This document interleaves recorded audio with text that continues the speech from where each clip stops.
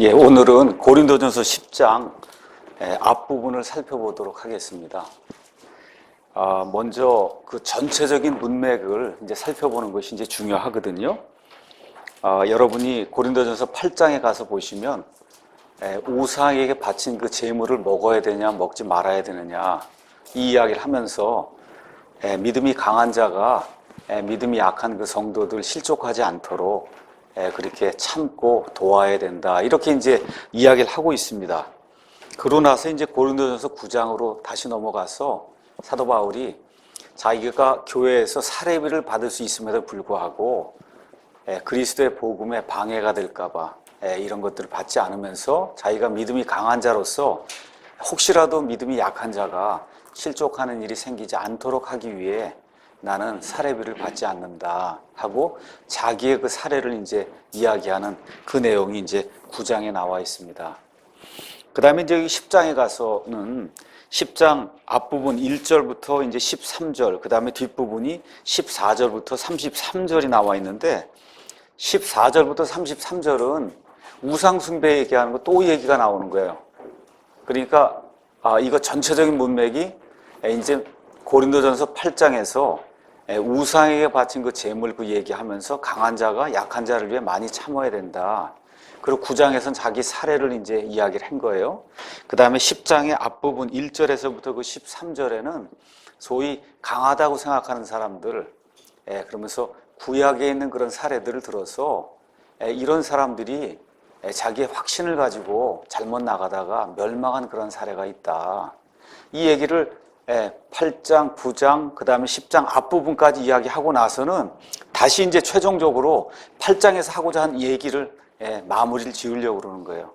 그래서 그 내용이 10장 14절부터 33절에 이제 기록이 되어 있는 겁니다. 그래서 이러한 그 문맥을 여러분이 이렇게 보시면서 여기 이 고린도전서 8장 9절에 있는 것처럼 강한 자의 자유가 약한 자를 무너뜨리면 안 된다.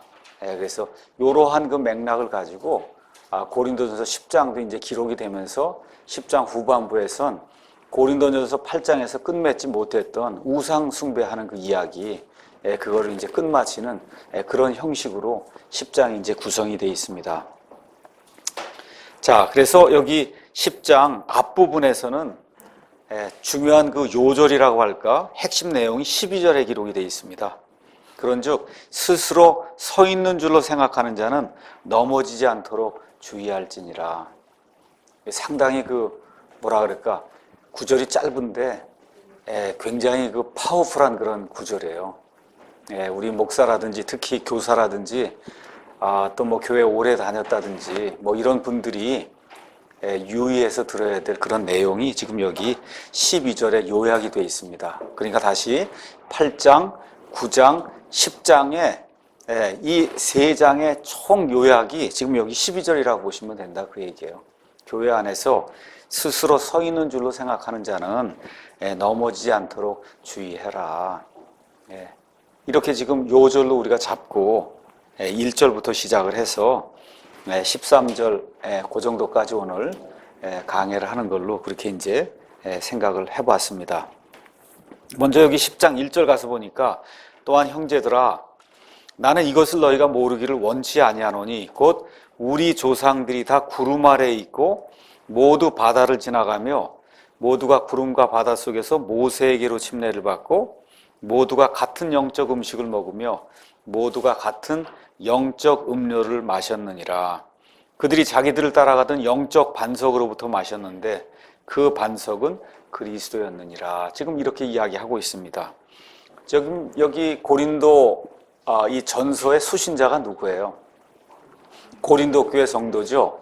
그럼 그 고린도는 이방인들의 도시예요? 아니면 유대인들의 도시예요?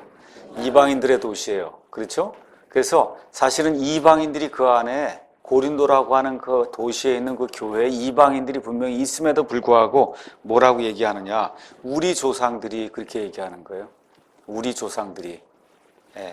그러니까 이런 걸 가만히 보면 사도 바울이 지금 이 편지를 고린도에 보냈는데 그 고린도 교회에는 유대인들이 다수를 이루고 있었구나.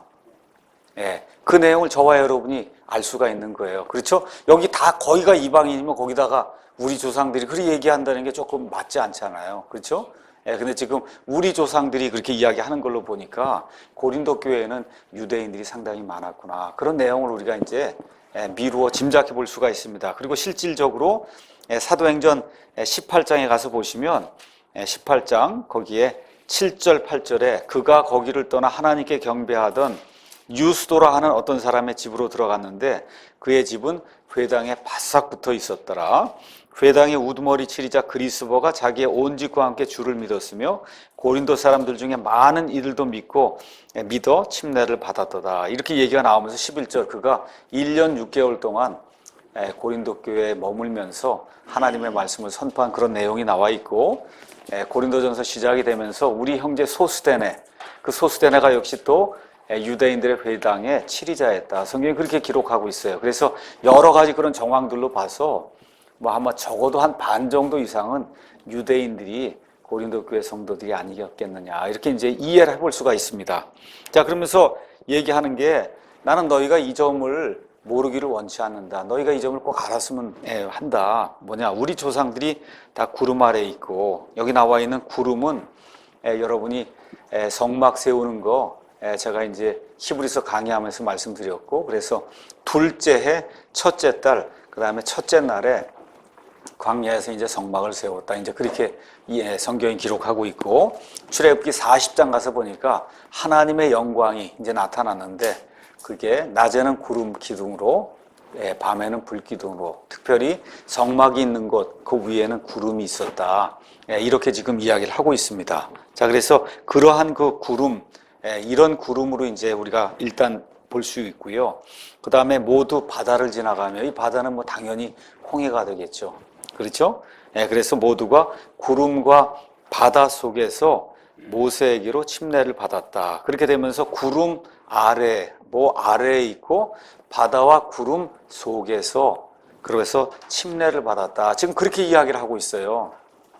우리가 알기로는 침례는 이 마태복음이 시작이 되면서 이 침례자 요한이 이제 침례를 이제 베풀었고, 회개의 침례를 베풀어서, 그래서 예수님이 이스라엘에게 다가오는 그러한 그 메시아라고 하는 것, 그래서 메시아를 맞아들이기 위해서 너희가 준비해야 된다, 이런 차원의 회개의 침례를 베푼 거 알고 있고, 그 다음에 이제 예수님께서 또 제자들과 함께 침례를 주신 내용 우리가 알고 있고, 그 다음에 우리가 성령 침례라는 거 알고 있고, 또 불침례라고 하는 것이 성경에서 이제 처음으로 마태복음에 나오면서 지옥 불 속에 들어가는 그 사람들, 그 사람들이 들어가는 그와 같은 그 침례는 이 불침례다. 이제 그렇게 이야기를 하고 있다는 건 알고 있는데, 지금 여기 사도 바울이 갑자기 구약 시대에 이집트를 떠나서 구원받아서, 그래서 홍해를 걷는 그 모든 사람들이 다 침례를 받았다는 거예요. 침례를. 근데 침례를 예수님의 이름으로 받은 게 아니라 여기는 침례를 받긴 받았어요. 그러니까 뭐예요? 바다와 어디 하여튼 밑으로 들어가야 일단 침례를 받는 겁니다. 침례를. 그래서 구름 속에서, 바다 속에서, 지금 속으로 일단 들어가야 침례를 받는다. 이제 그 얘기는 이제 하면서 침례를 받았는데, 구약 시대 그 이집트에서 나온 사람들은 침례를 받아서 모세에게 속하게 됐다. 지금 그런 이야기를 하고 있는 거예요. 모세에게로 침례를 받았다. 지금 그렇게 이야기를 하고 있는 거예요. 그러니까 구약 시대 사람들도 진짜 침례는 아닙니다. 물속에 들어간 건 아니지만 우리가 침례라고 할 수 있는 그런 의미의 어떤 것을 홍해를 지나가면서 받았다고 지금 사도 바울이 지금 이야기하고 있는 겁니다. 자, 그럼 먼저 침례의 그 의미가 뭐냐? 우리는 예수님이 죽었다가 묻혔다가 그 다음에 다시 부활하신 그 사건, 그걸 기억하면서 우리 신자들도 예수님과 함께 죽었다가 묻혔다가 다시 일어났다고 하는 그 사실을 모든 사람들에게, 또 하나님과 하나님의 천사들과 마귀하고의 천사들 앞에 데몬스트레이션, 이렇게 증명해서 보이기 위해서 우리가 침례를 준다. 이제 그렇게 이야기합니다. 맞는 얘기예요. 근데 1차적으로 성경 전체적인 그런 문맥에서 가서 침례라고 하는 단어를 가서 보시면 동일시 된다는 뜻이에요. 그러니까 예수님 이름으로, 주님의 이름으로, 아니면 아버지와 아들과 이 성령님의 이름으로 침례를 받는다라고 하면 그 삼위일체 하나님, 거기에 속한 자가 된다는 뜻이에요. 그러니까 지금 여기 가서 보시면 모세에게로 침례를 받았다 그렇게 이야기하잖아요. 그럼 무슨 얘기냐 하면 모세에게 속한 자가 됐다는 거예요. 다른 식으로 이야기하면 모세는 율법을 나타내는 그와 같은 사람이거든요. 그래서 모세의 율법 시대에 속한 자가 됐다. 그런 이야기를 하는 겁니다. 그러니까 우리가 예수 그리스도의 이름으로 아니면 삼위일체 하나님의 이름으로 우리가 침례를 받는다 그렇게 얘기하게 되면 예수님과 동일시 되는 그와 같은 존재다. 그래서 이제 우리는 신약 시대에 속한 그런 사람들이다. 이런 걸 나타낸다는 거예요. 그래서 여러분이 사도행전 19장 가서 보시면 이렇게 이제 기록이 되어 있습니다. 사도행전 19장 이미 신약 시대가 열렸는데 19장 1절 가서 보니까 아볼로가 고린도에 있는 동안 바울이 윗지방들을 두루 다니고 에베소에 이르러 어떤 제자들을 만나 그들에게 이르되 너희가 믿은 이래로 성령님을 받은 적이 있느냐 하니 그들이 그에게 이르되 우리는 성령님이 계신다는 말도 들은 적이 없노라 하거늘. 이미 이 성령님의 침례가 이루어져서 그래서 신약 시대가 열려서 상당히 뭐 한 15년이고 얼마가 지난 시점이거든요. 20년이고 이렇게 지난 시점인데 성령님이 계신다는 얘기도 못 들었다. 그랬더니 곧바로 지금 바울이 그들에게 이르되 그러면 너희가 무슨 침례를 받았느냐 하니 그들이 이르되 요한의 침례라 하며 이에 바울이 이르되 참으로 요한이 회개의 침례로 침례를 주며 백성에게 말하여 그들이 자기 뒤에 오실 분 곧 그리스도 예수님을 믿어야 한다고 하였느니라 하거늘. 그래서 지금 우리 말에서는 이 3절을 너희가 무슨 침례를 받았느냐 이렇게 이제 이게 번역이 되어 있는데 원래는 이게 그런 뜻이 아니고 원래는 이 대답도 마찬가지 요한의 침례다 이게 아니고요. 원래는 어떻게 이제 번역이 돼야 되냐 하면 여기 unto what then were ye baptized 이렇게 되어 있어요. 그러니까 너희가 무엇에게로 침례를 받았느냐 이런 뜻이에요. 원래는. 그랬더니 대답도 요한의 침례로 내가 침례를 받았다 그렇게 이야기하는 겁니다. 그러니까 여기 있는 사람들은 침례를 받았는데 침례를 받아서 누구에게 속한 사람이 됐냐? 침례자 요한에게 속한 사람이 됐다는 거예요. 침례자 요한. 근데 지금 이게 시대가 어느 지금 신약 시대잖아요. 근데 여기 있는 사람들은 쉽게 말씀드리면 예수님 이 공생의 사역이 이제 시작이 되면서 요 시점에 아직도 구약 시대인데 요 구약 시대 지금 구원을 받은 거거든요. 변천기에 사는 사람들이에요. 변천기에. 이렇게 되니까 성령님의 침례에 대해서는 들어본 적이 없다고 지금 이야기하는 겁니다. 그래서 누구에게로 침례를 받는다라고 하는 그 의미는 그걸 받게 되면 그 사람이 가지고 있는 정신, 그 사람이 속해 있는 어떤 시대, 여기에 속하는 그런 사람이 된다는 거예요. 그러니까 사도 바울이 지금 이게 신약 시대인데 너희가 지금 이러고 있을 때가 아니다. 그렇게 얘기하고는 어떻게 해요? 거기 가서 보니까 5절 그들이 이 말을 듣고 주 예수님의 이름으로 침례를 받으니라. 그렇죠? 그러니까 무슨 얘기예요? 시대가 바뀌었다는 거예요. 시대가 바뀌었다. 그 얘기를 하는 거예요. 그래서 침례를 이미 받았음에도 불구하고 그 침례가 구약, 이 사람들이 이미 구원받은 겁니다. 이미 구원받았어요. 다만 이 신약 시대가 열리면서 성령 침례에 대해서 알지 못하는 이런 사람들이 성령님에 대해서 듣게 되고 그러면서 곧바로 물 침례를 받으면서 다른 의미에서 재 침례를 받은 거죠. 그렇죠? 이와 같은 사례가 이제 나옵니다. 이런 데 가서 보면 누구에게 속하는 침례를 받았느냐 이렇게 지금 이야기하는 거예요. 그래서 모세에게 속하는 그런 침례를 받았다. 그건 모세의 시대에 속하였다. 이제 그렇게 이야기하는 겁니다. 예를 들어 출애굽기 14장 가서 잠깐 보면 출애굽기 14장 31절에 이렇게 이제 기록이 되어 있습니다. 14장 31절에 이제 홍해 사건이 이제 다 끝난 이후에 이스라엘이 주께서 이집트 사람들에게 행하신 그 큰 일을 보았으므로 백성이 주를 두려워하며 또 주와 그분의 종 모세를 믿었더라. 이런 차원에서 모세에게 속했다는 거예요. 이런 차원에서. 그러니까 여기 요한복음이 이제 시작이 될 때도 요한복음에 이렇게 이제 표현이 되어 있습니다.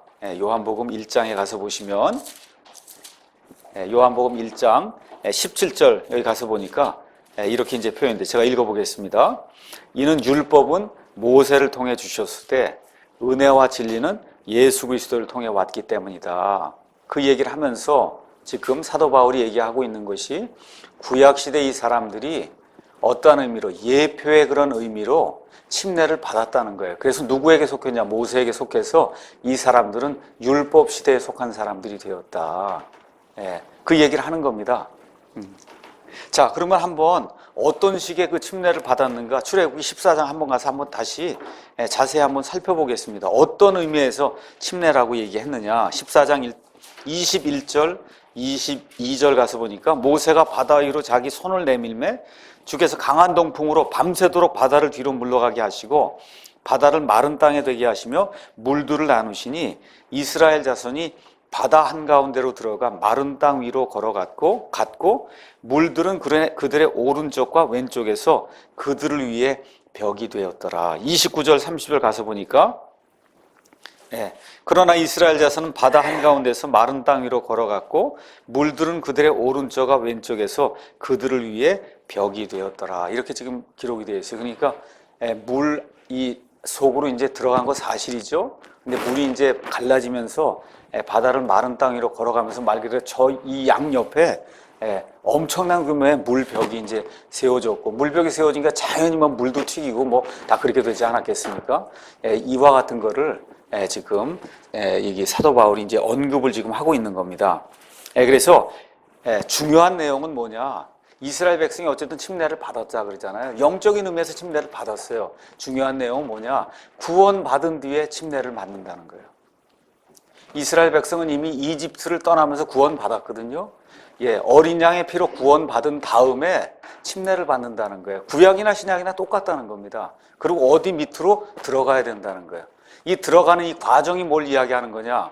그 죽음과 매장과 그 다음에 이거 끝나고 나니까 어떻게 돼요? 다시 살아나오죠. 그렇죠? 그러니까 이게 침례라고 하는 거 이 안에 죽음이라고 하는 게 들어있다는 겁니다. 그래서 예수 그리스도를 믿는 사람들은 이 사망을 통과한 다음에 결국은 생명으로 나오게 되고, 똑같은 이 바다를 누가 또 통과해요? 이집트의 파라오와 그 군사들이 통과하는데 어떻게 돼요? 죽어 나오거든요. 그렇지 않습니까? 이러한, 그러니까 침례라고 얘기하면 그거는 무조건 일단 죽는 거다.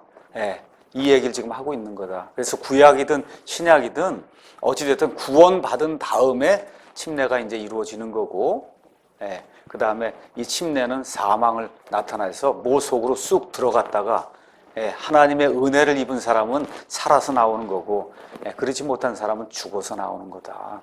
그런 의미들 이제 담고 있다. 그래서 사실은 어느 면에서 이스라엘은 로마서 6장 3절에서 5절에 나와 있는 것처럼 우리 신약시대 성도들이 예수 그리스도의 죽음 속으로 들어갔다가 예수님과 함께 묻혔다가 다시 생명의 새로움 속에서 일어나 걷는 것, 이것이 지금 침례의 의미인데, 영적인 그런 차원에서 이 사람들은, 이스라엘 사람들은 홍해를 건너가면서 그와 같은 과정을 영적으로 겪었다. 지금 사도 바울이 그 얘기를 지금 하고 있는 겁니다. 자, 그래서 침례는 불침례든 성령 침례든 아니면 물 침례든 아니면 여기 홍해를 건넌 침례든 모든 침례가 다 뭐예요? 밑으로 들어가야 된다는 거죠. 이렇게 붙여야 된다. 성경이 지금 그렇게 이야기하고 있는 겁니다. 자, 그 다음에 여기 가서 보니까 또 무슨 내용이 있냐? 모두가 같은 영적 음식을 마셨고, 모두가 같은 영적 음료를 마셨고, 또 누가 그들을 인도에 갔느냐 하면 영적 반석이 인도에 갔는데 그 영적 반석이 그리스도였다. 지금 그렇게 이야기를 하고 있는 거예요. 자, 그러면 사도 바울이 이걸 지금 이야기하는 내용이 왜 갑자기 이런 얘기를 하는 거냐 하면, 구약시대 이 이스라엘 백성이 이집트 생활하는 가운데, 종살이하는 가운데 하나님의 은혜로 이집트를 벗어났어요. 그리고 홍해, 이 놀라운 기적을 체험했습니다. 그럼에도 불구하고 어떻게 됐다는 거예요? 이 중에 많은 사람들, 거의 대부분의 1세대가 다 죽게 됐다는 거, 그 얘기를 하려고 하는 거예요. 포인트는. 그러니까 지금 여기서 보여주려고 하는 건 굉장한 일이 그들에게 일어났다는 겁니다. 엄청난 경험을 했다는 거예요. 어떤 경험을 했어요? 만나를 맛보았다는 겁니다. 시편에 나와 있듯이 천사들의 양식인 만나를 맛봤다는 거예요. 매일같이 땅에 나가면 그러면 이 만나를 거두어서 그거를 40년간 먹고 사는 그와 같은 기적을 경험했다. 또 원할 때 하나님께서 반석을 통해서 물을 내주셨다. 이게 이런 것들 경험한 그런 사람들이 어디 있냐? 말 그대로 매일이 기적인 거죠. 40년 동안. 예. 그럼에도 불구하고 이들의 삶이 어떻게 되었느냐, 그 얘기를 지금 사도 바울이 이야기해 주려고 하는 겁니다. 자, 만나와 물을 마셨는데, 원래는 진짜 만나와 진짜 물을 마셨는데 사도 바울이 뭐라고 그래요? 그게 사실은 영적인, 그렇죠? 음식이고 영적인 음료고, 그 다음에 물을 냈던 그 반석도 사실은 영적인 그와 같은 반석이었다. 그리고 그 영적인 반석 한마디로 그리스도였다. 이게 무슨 이야기를 하려고 하는 거냐 하면, 구약시대에 일어난 그런 모든 일들이 다 예표로 일어났다는 거예요. 예표로. 그래서 만나, 우리 예수님께서 요한복음에 분명하게 만나에 대해서 이제 이야기를 합니다. 우리 한번 가서 요한복음 6장 가서 보겠습니다.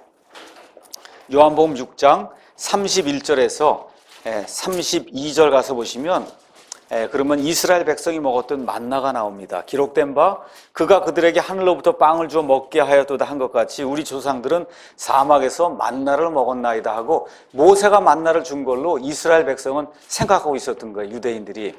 그랬더니 예수님이 아니다.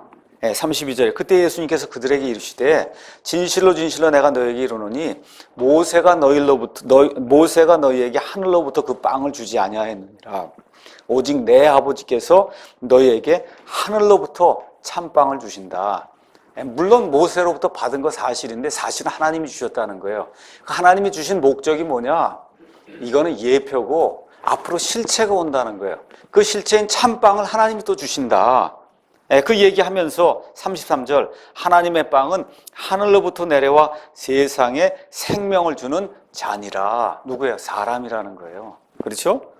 지금 그 얘기를 지금 이야기하면서, 그때 그들이 그분께 이르되 주여 이 빵을 항상 우리에게 주소서 하매 예수님께서 그들에게 이르시되 내가 곧 생명의 빵이니 내게 오는 자는 결코 줄이지 아니할 것이요 나를 믿는 자는 결코 목마르지 아니하리라. 지금 사도 바울이 지금 이 모티브를 지금 끄집어내는 거거든요. 그 다음에 요한복음 6장 49절에 가서 보니까 또 뭐라고 돼 있냐? 너희 조상들은 광야에서 만나를 먹었어도 죽었거니와. 과거의 구약시대 모세를 통해서 오게 된 그 만나, 그거 먹고는 죽었다. 근데 50절, 이것은 하늘로부터 내려오는 빵이므로 사람이 그것을 먹으면 죽지 아니하리라. 나는 하늘로부터 내려온 살아있는 빵이니 사람이 이 빵을 먹으면 영원히 살리라. 내가 주고자 하는 빵은 곧 세상의 생명을 위해 내가 주고자 하는 내 살이로다 하시니라. 이렇게 이제 기록이 되어 있습니다. 그래서 이와 같은 내용들, 또 여러분이 요한복음 4장에 가서 보시면 그 수가성의 그 여인에게 4장 여기 가서 보니까 14절에 예수님이 뭐라고 말씀하시느냐? 누구든지 내가 줄 물을 마시는 자는 결코 목마르지 아니하리니 내가 줄 물은 그 사람 속에서 솟아나는 우물이 되어 영전하는 생명에 이르게 하리라.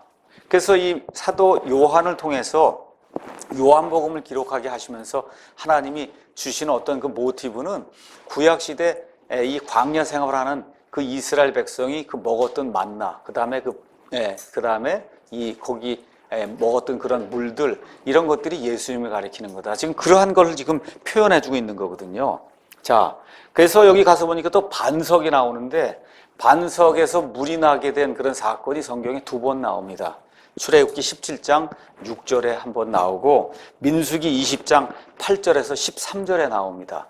우리가 잠깐 가서 두 개를 잠깐 비교해 보겠습니다. 출애굽기 17장 6절. 출애굽기 17장 6절은 이집트를 떠나고 홍해를 건넌 이후에 곧바로 생긴 거예요. 17장 6절. 거기 가서 보니까 백성들이 물이 없으니까 불평하기 시작했어요. 4절에 모세가 주께 부르짖어 이르되 내가 이 백성에게 어떻게 하리이까? 그들이 곧 내게 돌을 던지려 하나이다 하매 주께서 모세에게 이르시되 백성 앞을 지나고 이스라엘의 장로들을 데리고 가라. 내가 강을 칠 때 쓰던 네 막대기를 내 손에 잡고 가라. 보라, 내가 거기서 호렙에 있는 반석 위에서 내 앞에 서리니 너는 그 반석을 내려치라는 거죠. 그 반석에서 물이 나오리니 백성이 마시리라 하시매 모세가 이스라엘의 장로들 앞에서 그대로 행하니라. 어떻게 하라고 그래요? 막대기를 가지고 내려치라고 얘기하는 거거든요. 그 일이 있은 지 한 1년쯤 더 지나서 민수기 사건이 이제 나오는 겁니다. 이거 보시고 민수기 20장 8절에서 이제 13절 가서 보니까 백성이 이제 또 불평하기 시작하는 거예요. 또 불평을 이제 하는 겁니다. 물이 없기 때문에. 그때 하나님께서 또 말씀하셨어요. 8절 너는 막대기를 가지고 내 형 아론과 더불어 집회를 함께 모이고 너희는 그들의 눈앞에서 반석에게 뭐라 그래요? 말하라는 거예요. 그래야만 그것이 자기 물을 내리니 너는 그 반석에서 나온 물을 그들에게 주어 회중과 그들의 짐승이 마시게 할지니라 하시니 모세가 그분께서 자기의 명령하신 대로 주 앞에서 막대기를 취하니라. 근데 모세와 아론이 화가 난 거예요. 그래서 모세와 아론이 반석 앞으로 회중을 함께 모이고 그가 그들에게 이르되 너희 반역자들아 이제 들으라. 우리가 너희를 위하여 이 반석에서 물을 내야만 하려 하고 모세가 손을 들어 그 막대기로 반석을 2번 치매 물이 풍성히 솟아나오므로 회중과 그들의 짐승이 마시니라. 근데 마시긴 마셨는데 이제 문제가 생긴 거죠. 하나님이 이 백성들 앞에서 나를 거룩히 구별하지 않았기 때문에 너희는 가나안 땅에 들어가지 못한다. 지금 엄중한 그런 심판을 이제 내리고 있는 겁니다. 그러니까 둘 다 여기 가서 보시면 첫 번째 경우에는 반석을 어떻게 해요? 한번 치라고 얘기하고 두 번째는 어떻게 하래요? 말하라고 얘기를 했잖아요. 근데 어떤 분들이 이게 처음에 한 번 쳤는데 여기 2번 쳤기 때문에 문제가 된 것 아니에요. 말하라 그랬는데 가서 화가 나서 내려친 겁니다. 그렇죠? 근데 반석이 뭐라 그래요? 지금 사도 바울이. 이게 그리스도의 예표가 됐다는 거죠. 그렇죠? 그리스도의 예표가 됐다는 거예요. 그래서 어떤 의미의 예표냐? 예수님을 한 번만 내려쳐야지 2번 내려치면 안 된다는 거예요. 그게 무슨 얘기예요? 예수님 십자가에서 한 번 죽는 것으로 끝이지 계속해서 예수님을 내려치고 하는 게 아니라는 거죠. 그런 의미라는 거예요. 그러니까 한 번 우리가 예수님 십자가에서 죽으신 그 이후에 하나님과 무슨 일이 있으면 말을 해야 되는 거예요. 예수님을 내려치는 게 아니라 그래서 다시 죽이는 것이 아니라 쉽게 얘기하면 로마 가톨릭 교회에서는 미사를 드려요. 미사라고 하는 건 매주 예수님을 죽이는 행위예요. 매주 예수님을 죽이는 행위예요. 내려치는 그런 행위예요. 예수님 뭐라 그래요? 한 번이면 족하다는 거거든요. 한 번. 그래서 히브리서에 나와 있는 것처럼 예수님께서 한 번 영원토록 완전 무결한 그런 희생 예물이 됐기 때문에 한 번 하나님이 내려치신 거거든요. 그 이후에 또 내려칠 필요가 없다는 거예요. 그런 의미의 어떤 영적인 이와 같은 예표로서 이와 같은 반석이 지금 주어졌다. 성경이 지금 그렇게 이야기하는 겁니다. 다시 말씀드려 또 어떤 의미로 얘기하냐? 성도는 구원받을 때 이미 온몸이 깨끗해졌다는 겁니다. 그래서 예수님 말씀대로 요한복음 13장에 나오죠. 요한복음 13장에 베드로가 발 씻겨준다 그러니까 제가 어떻게 예수님이 제 발을 씻을 수 있습니까? 발을 씻어주냐면 너와 내가 상관이 없다. 그 얘기하게 되니까 다 씻어주십시오. 그 얘기하니까 이미 깨끗하게 된 자는 뭐만 씻으면 된다는 거예요. 발만 씻으면 된다는 거예요. 한 번으로 족하다는 겁니다. 온몸을 씻는 것은. 그래서 여기 지금 내려쳤다고 하는 그런 의미가 그 반석이 예수 그리스도라고 이제 지금 사도 바울이 예수 그리스도의 예표라고 이야기하기 때문에 그 실체는 한 번 죽어야지 여러 차례 계속해서 죽는 그와 같은 일을 할 수가 없다. 이런 의미로 이제 우리가 생각을 해볼 수가 있습니다. 자, 그래서 이제 이 사람들이 놀라운 것들을 경험하게 된 거예요. 40년 동안. 그렇죠? 근데 이제 문제가 5절에 그러나로 시작이 된다는 겁니다. 그러나 하나님께서 그들 중에 많은 사람들을 매우 기뻐하지 아니하셨으므로 그들이 광야에서 쓰러졌느니라. 이집트에서 나올 때 장정만 얼마쯤 된다 그랬어요? 한 60만이라 그랬죠? 그러니까 여기 나와 있는 그들 중에 많은 사람이 한 1000명, 10,000명이 아니에요. 그렇죠? 걸어갈 수 있는 장정만 60만이라고 얘기했는데 그 60만이 다 쓰러져 죽었다는 거예요. 여호수아와 갈렙만 빼고. 지금 사도 바울이 이야기하려고 하는 그 요점을 이해하시겠죠? 하나님의 놀라운 것들을 경험하고 정말 사람이 언제 그런 걸 본 적이 있겠어요? 구름 기둥, 불 기둥, 홍해가 갈라지는 거, 매일같이 만나가 내리는 거, 반석을 치니까 물이 콸콸 쏟아져나 이런 걸 누가 봤냐 이거 이 세상 사람 중에. 그런데도 불구하고 가서 보니까 하나님께서 그들이 불순종하는 것을 보시고 그들을 기뻐하지 아니하셨다. 그래서 그들 중에 많은 사람, 거의 대부분 1세대 다 죽어버렸다. 그러니 이 고린도 교회 교인들아, 너희 가운데 나는 강한 사람이다. 나는 좀 나은 사람이다. 뭔가 좀 경험이 많다. 성경을 좀 많이 읽었다. 예를 들면 목사 같으면 이러면 어떻게 해야 된다는 거예요? 조심해야 된다는 거예요. 지금 그 얘기를 지금 해주고 있는 거예요, 사도 바울이. 괜히 그냥 이 얘기하는 게 아니라 엄청난 경험을 했음에도 불구하고 조심해야 된다. 예. 자, 그 얘기는 이제 하면서 특별히 5절에 이게 어떤 사건 때문에 이루어진 거예요. 민수기 13장에 가서 보시면 가데스 바네아에서 12명의 정탐꾼들을 보내는데 어떻게 이 사람들이 돌아와서 그 중에 10명이 악한 보고를 해서 도저히 우리가 가나안 땅을 들어갈 수 없다고 이야기하면서 하나님의 능력을 무시하게 될 때 하나님께서 여기 있는 이 모든 첫 세대 사람들 광야에서 빙빙 돌다가 죽는다. 그렇죠? 40일 동안 정탐했는데 그 하루를 1년으로 계산해서 40년 동안 너희가 빙빙 돌게 되는 그와 같은 방랑 생활을 하게 된다고 이제 말씀하시면서 그래서 첫 세대는 여호수아와 갈렙만 빼고는 이 가나안 땅에 들어가지 못해요. 심지어 모세와 아론도 들어가지 못했다는 거예요. 왜 그래요? 그 영적 반석이신 그 예수님에 대한 걸 잘못 이해했다는 거죠. 그래서 모세마저도 어떻게 했다는 거예요? 자기 뜻대로 하다가 결국 가나안에 못 들어갔다는 겁니다. 그래서 이 히브리서 3장 15절 우리가 히브리서 공부하면서 몇 차례 이제 나왔던 말씀인데 저와 여러분이 조금 좀 이렇게 교훈으로 삼으면 좋을 것 같습니다. 3장 15절 주께서 이르시되 오늘 너희가 그분의 음성을 듣거든 격노하게 하던 때에 한 것 같이 너희 마음을 강팍하게 하지 말라. 가데스 바네아에서 또 모세가 마음을 강팍하게 했다는 거죠.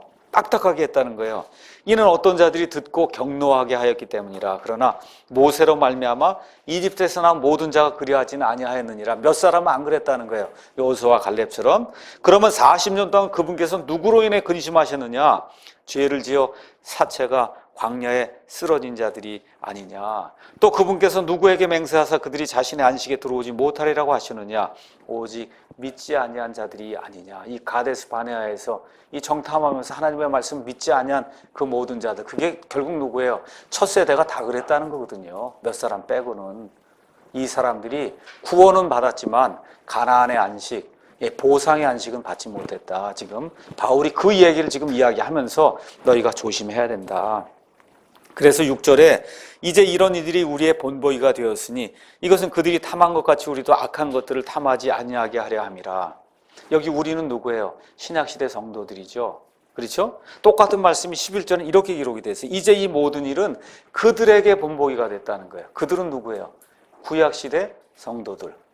그러니까 이 모든 일들 일어난 게 신약시대 성도들에게도 본보기가 되고 구약시대 성도들에게도 본보기가 된다는 거예요. 그러니까 어떤 사람들이 그런 이야기를 해요. 저도 신약 성경을 번역하고 이렇게 할 때 이제 구약을 번역해야 되지 않습니까? 그러니까 뭐라고 얘기해요? 아, 신약 시대 이제 신약만 있으면 되지. 그건 뭐 굳이 구약까지 해야 되느냐. 문제예요, 그게. 그렇죠. 이건 뭐라 그래요? 우리의 본보기가 됐고 또 누구의 본보기가 됐어요? 구약 시대에 살던 그 이스라엘 백성에게 본보기가 돼 있다. 성경이 분명히 이야기하지 않습니까? 그래서 성경이 기록된 모든 것은 우리의 배움을 위해서 기록이 돼 있다. 그래서 우리가 구약을 많이 읽어야 돼요. 구약을 많이 읽어야 그래야 하나님이 우리에게 주시는 그와 같은 본보기들을 보고 실질적인 사건이잖아요. 역사적인 사건이잖아요. 이해하기가 쉽지 않습니까? 다니엘이니 애들에게 이야기해주면 얼마나 이해하기가 쉽습니까? 그렇죠? 이 6월절 사건 이런 거 이야기해주면 얼마나 이해하기가 쉬워요. 이런 모든 것들 때문에 우리가 구약 성경을 읽고 구약을 귀중하게 이제 생각을 해야 된다.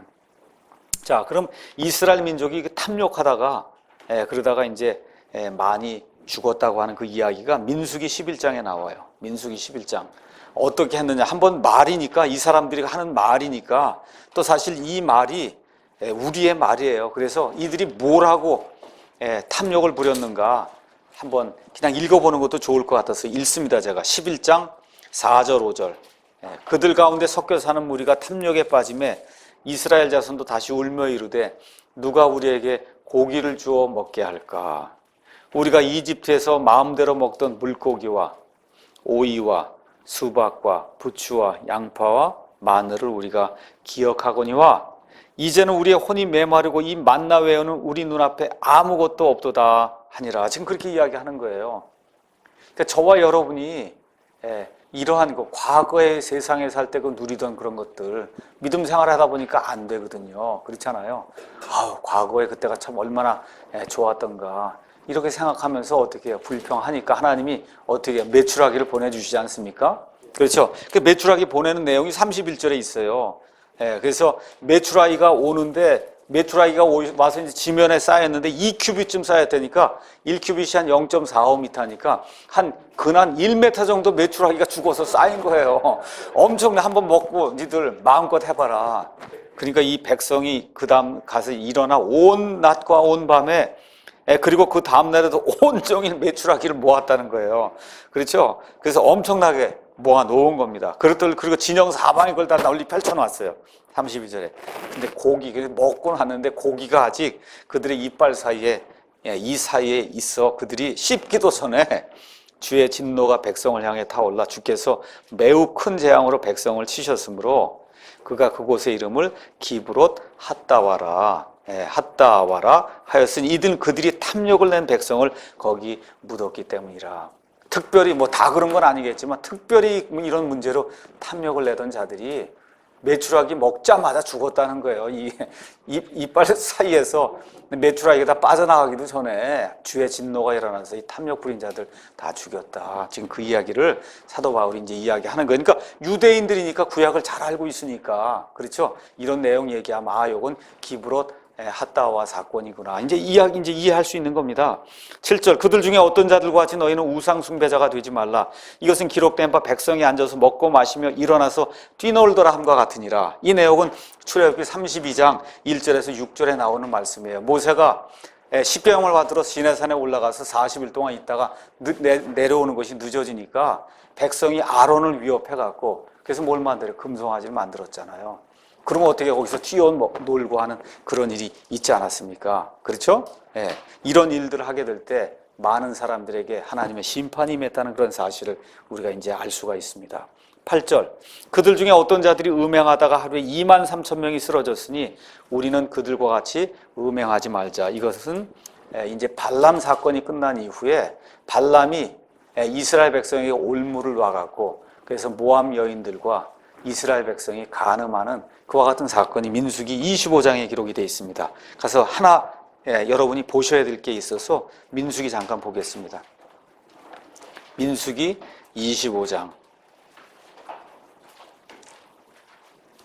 25장 1절에 이스라엘이 시팀에 머무르며 백성이 모압의 딸들과 행음하기 시작하니라. 이렇게 이제 행음이 시작된 이후에 8절 가서 보니까 9절 가서 보니까 그 재앙으로 하나님이 재앙을 보내셨는데 그 재앙으로 죽은 자가 몇 명이에요? 2만 4천 명이죠. 그렇죠? 근데 여기 가서 보니까 뭐라고 써 있어요? 8절에. 거기 가서 보니까 그들 중에 어떤 자들이 음행하다가 하루에 2만 3천 명이 쓰러졌다. 지금 몇 명이 차이가 나는 거예요? 1,000명이 차이가 나잖아요. 야, 이게 성경에 오류가 있구나. 그렇죠? 오류가 있잖아요. 왜 안 해요? 여기는 하루에 2만 3천 명이 쓰러졌고 민수기에는 전체 죽은 자가 2만 4천이라는 뜻이에요. 여기 하루에 2만 3천 명, 전체 죽은 자는 2만 4천 명. 아무 문제 없는 겁니다, 성경에. 자, 어찌됐든 이 음행이 넘치는 이와 같은 그 고린도 교회, 이 고린도라고 하는 그런 도시에 있는 그 교회, 그걸 향해서 음행하지 마라. 탐욕 부리지 마라. 지금 사도 바울이 그 얘기를 해주고 있는 거예요. 그 다음에 9절 사건 여러분이 아는 것처럼 또한 그들 중에 어떤 자들이 그리스도를 시험하다가 뱀들에게 멸망을 당하였으니 우리는 그들과 같이 시험하지 말자. 불뱀 사건은 민수기 21장에 나오는 겁니다. 21장. 거기서 얘기하는 게 뭐예요? 만나가 싫다는 거예요. 푸석푸석하고 이거 매일같이 먹는 거 도저히 우리가 못 먹겠다. 근데 지금 사도 바울이나 아니면 예수님이 만나는 뭐를 나타내는 거라고요? 예수님을 나타내는 건데 지금 식으로 얘기하면 야 이거 처음엔 뜨겁고 뭐가 좋더니 이거 예수 믿는 거 조금 지나니까 이게 별게 아닌데 푸석푸석한데 매만 이렇게 변한다는 거예요. 이렇게 된다는 거예요. 그러니까 어떻게 그리스도를 시험했다 그러잖아요. 여기에 그렇죠? 이게 사실은 만날 가지고 그런 게 아니라 그리스도를 시험했다. 지금 사도 바울이 그렇게 지금 우리에게 해석을 해주고 있는 거예요. 그래서 불뱀을 보내서 불뱀으로 인해서 많은 자가 죽지 아니하였느냐. 지금 그 얘기하는 겁니다. 10절. 또한 그들 중에 어떤 자들이 불평하다가 파멸시키는 자에게 멸망을 당하였으니 너희는 그들과 같이 불평하지 말라. 여기 구약시대에 특별히 이 이스라엘 백성이 이집트 탈출 이후에 불평하다 죽은 자들이 굉장히 많은데, 정확하게 이 파멸시키는 자라고 하는 건 출애굽기 12장에 6월절이 이루어지게 될 때 이 장자를 죽인 그와 같은 그 재앙의 천사를 파멸시키는 자라고 성경이 이야기하고 있습니다. 그 다음에 여러분 사무엘기하 24장에 가서 보시면 다윗이 백성의 수를 센 것으로 인해서 재앙이 생기는데, 그때 누가 나타나요? 또 천사가 나타나서 이스라엘 백성을 멸하려고 하거든요. 이런 것들이 파멸시키는 자예요. 히브리서 11장에도 이제 나와 있고, 이 파멸시키는 자는 천사예요. 그러니까 그들 중에 많은 사람들이 불평하다가 이 재앙의 천사 때문에 죽은 자들이 많다. 정확하게 어디라고는 나와 있지 않습니다. 그래서 그런 내용들, 그래서 이스라엘 백성이 불평하는 것처럼 고린도 교회 안에도 불평하는 자들이 굉장히 많았다는 겁니다. 우리 이렇게 하지 말자. 근데 고린도 교회 성도만 그런 게 아니라 우리 사랑침례교회 여기 안에도 저를 비롯해서 불평하는 사람들이 많이 있을 수 있다는 겁니다. 그렇게 하지 말자. 그 다음에 11절.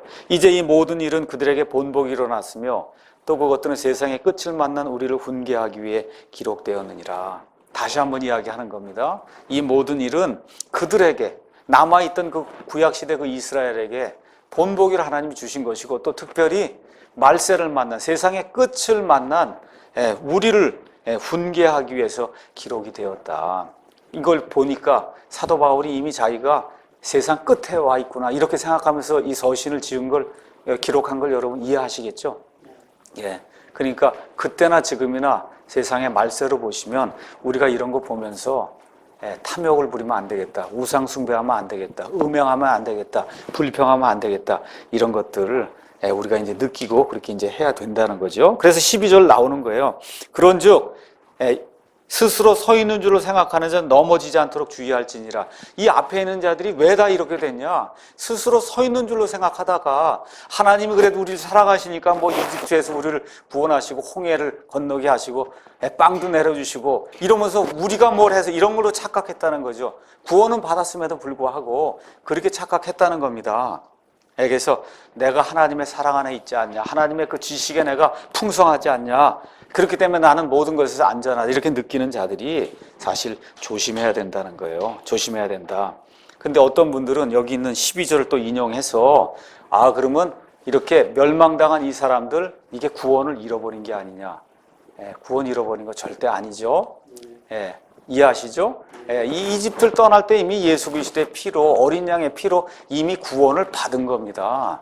다만 가나안의 안식에 들어가지 못한 거예요. 모세도 못 들어갔어요. 그럼 모세도 구원받지 못했다는 그런 결론이 나오는 거기 때문에 그런 일은 있을 수 없다. 그러니까 어떻게 됐다는 거예요? 이 땅에서 사는 동안에 하나님의 그런 그 보상 받지 못했을 뿐만 아니라 금방 죽게 되니까 또 하늘나라의 보상도 쌓지 못했다. 이와 같은 것을 우리가 이해를 해야 되는 겁니다. 자, 13절 가서 보니까 사람에게 공통적으로 있는 시험 외에는 너희가 어떤 시험도 당하지 아니하였나니 하나님은 신실하사 너희가 감당할 수 있는 것 이상으로 시험 당하는 것을 너희에게 허락하지 아니하시고 또한 그 시험과 함께 피할 길을 내사 너희가 능히 그것을 감당하게 하시느니라. 그러니까 앞에 나와 있는 그런 우상 숭배, 탐욕, 그 다음에 여기 음행하는 거, 불평하는 게 다 뭐라는 거예요? 사람들에게 공통적으로 있는 그런 시험이라는 겁니다. 그렇죠? 여기 구약시대 성도들이 당했던 그와 같은 그 시험, 그 무슨 시험이에요? 공통적으로 있는 시험이라는 거예요. 공통적으로 있는 시험. 그러니까 가장 중요한 단어가 공통적으로거든요. 공통적으로. 개역 성경은 그게 빠져 있어요. 그냥 사람이 감당할 시험밖에는 이렇게 돼 있으니 이게 뜻이 완전히 달라지는 거죠. 사람들이 공통적으로 당하는 그 시험, 그거 외에는 우리가 당한 것이 없다. 그래서 여기 포인트는 뭐냐? 우리는 사람이기 때문에 모두 공통적인 시험을 받을 수밖에 없다는 거예요. 그럼에도 불구하고 하나님이 피할 길을 열어주신다. 사람이 공통적으로 받는 그 시험은 한마디로 요한일서 2장 16절에 이렇게 이제 기록이 되어 있습니다. 요한일서 2장 16절. 세상에 있는 모든 것, 즉 육신의 정욕과 안목의 정욕과 인생의 자랑은 아버지에게서 나지 아니하고 세상에서 나느니라.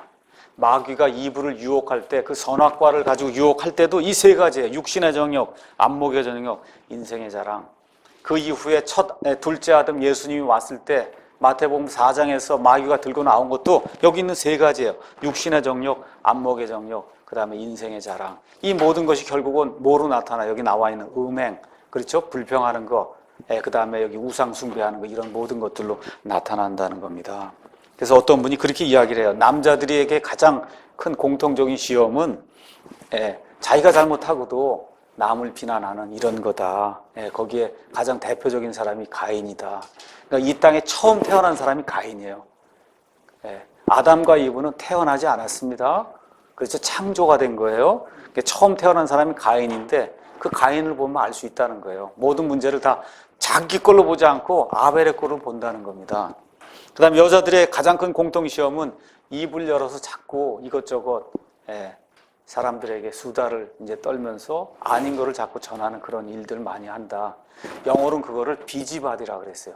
바디가 비지하다는 거. 비지 아시죠? 바쁘다는 거예요. 그 비지바디라. 그래서 사도 바울이 비지바디가 되면 안 된다. 여자들에게 그러한 그 경고를 이제 주고 있습니다. 자, 그래서 하나님은 신실하시다. 데살로니가전서 5장 24절, 데살로니가 후서 3장에도 이제 가서 보시고, 요한일서 1장 9절에도 우리가 죄를 지어도 하나님이 신실하시기 때문에 우리의 모든 죄에서 우리를 구원해내시고, 우리가 자백하게 될 때 모든 것을 용서해 주시는 그와 같은 내용이 이제 나와 있습니다. 자, 피할 길을 내신다. 피할 길. 여러분, 그 피할 길이라고 하는 게 예레미야 29장 10절에서 11절 가서 보시면 이스라엘 백성이, 유다 백성이 하나님께 죄악을 져서 그래서 어디로 가냐? 바빌론으로 가요. 얼마 동안 가냐? 70년 동안 가 있는단 말이에요. 이 유혹을 이기지 못하고 자기를 이기지 못하고 70년 바빌론 포로 생활을 하는데 그럼에도 불구하고 하나님 뭐라 그러냐? 다시 데려온다는 거예요. 다시 데려오면서 너희를 향한 나의 생각은 재앙을 주려는 그런 생각이 아니라 화평을 주려는 거다. 그렇게 이제 이야기하고 있습니다. 또 야곱의 경우를 가서 보시면 자, 요셉을 잃어버렸습니다. 자, 그 땅에 기근이 들어서 그래서 아들들 보냈어요. 그래서 양식을 사왔습니다. 그런데 그 아들들이 요셉을 만난 이후에 뭐라 그래요? 가서 아버지한테 다음에 이집트에 양식을 사러 올 때는 반드시 너의 막내 동생 베냐민을 데리고 오라 그러니까 야곱이 뭐라 그래요? 이 모든 일이 나를 대적하는도다. 그렇게 얘기하거든요. 근데 나중에 알고 보니까 그게 뭐야? 자기를 대적하는 게 아니라 자기를 살리는 일이 됐잖아요. 이게 피할 길이다. 요셉의 경우도 마찬가지예요. 이 야곱이 죽고 나니까 나머지 그 형들이 이젠 우리가 죽었구나. 그렇죠? 아버지 살아있는 동안에 요셉이 그래도 봐줬는데 이제 아버지 죽었으니까 우리가 했던 일을 다 갚지 않겠느냐. 그래서 요셉이 뭐라 그래요? 당신들은 나를 향해 그런 약한 마음을 가졌어도 하나님이 모든 것을 뒤집어서 선이 되게 해주셨다. 이게 피할 길이라는 거죠. 그래서 로마서 8장 28절에 있는 것처럼 하나님의 목적에 따라 부르심을 받은 자들에게는 모든 것이 합력하여 선을 이룬다. 제 딸들에게도 이번 주에도 이야기하고 어려운 일이 생기더라도 그 어려운 일, 안 되는 일조차도 하나님을 사랑하는 자들에게는 모든 것이 합력하여 선을 이룬다고 믿어야 된다. 그게 피할 길이다. 그렇게 이야기하는 겁니다. 그래서 몇 가지 이제 요약의 말씀을 드리면 시험을 피하기 위한 첫째 단계는 뭐냐? 시험 속으로 들어가지 않도록 죄를 피하려고 노력해야 된다는 거예요. 다니엘서 1장 8절에 있는 것처럼 우상의 음식으로 내 자신을 더럽히지 않아야 되겠다고 다니엘이 마음속으로 작정을 했다는 겁니다. 이런 게 있어야 되고, 둘째 단계는 말씀을 늘 기억해야 된다는 거죠. 청년이 무엇으로 자기 그 행실, 자기 길을 깨끗하게 하겠느냐. 하나님의 말씀을 마음속에 두어야 된다는 거죠. 셋째 단계는 로마서 6장에 나와 있는 것처럼 사도 바울이 우리는 죄에 대해서 죽은 자다. 늘 그 생각을 하고 살아야 된다는 겁니다. 신약시대의 표현으로 얘기하면 유혹이 오고 죄를 지을 건 찬스가 자꾸 오면 나는 죄에 대해서는 죽은 자다. 죄에 대해서는 죽은 자다. 넷째 단계, 마귀가 유혹을 갖고 올 때 마귀를 대적하라고 또 야고보서 4장 7절이 이야기를 했거든요. 그래서 이런 모든 것들을 지금 사도 바울이 전체적인 그러한 그 사례들을 들어가면서 고린도 교회 성도들에게 우리는 그런 사람이 되면 안 된다. 그러니까 뭐라 그러는 거예요? 특별히 강한 자들, 경험이 많은 자들, 뭐가 있다고 생각하는 자들, 지식이 많다고 생각하는 자들, 이런 자들이 넘어지지 않도록 조심해야 된다. 사도 바울이 여기까지 그런 말씀을 한 겁니다. 오늘 여기까지 하도록 그렇게 하겠습니다.